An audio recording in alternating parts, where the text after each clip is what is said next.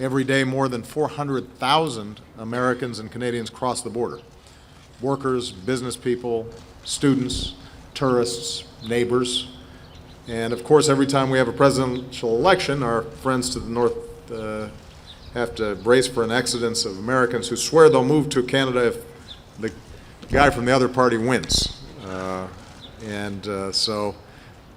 But typically it turns out fine.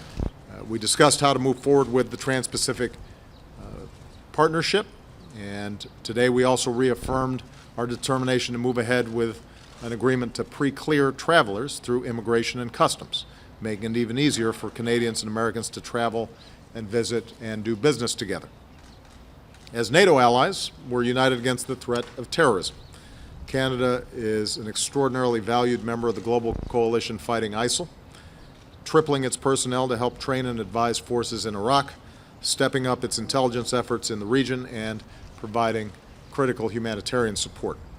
We're working closely together to prevent the flow of foreign fighters, and today we agreed to share more information, including with respect to our no-fly lists and full implementation of our entry-exit system, even as we uphold the privacy and civil liberties of our respective citizens.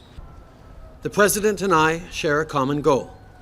We want a clean growth economy that continues to provide good jobs and great opportunities for all of our citizens.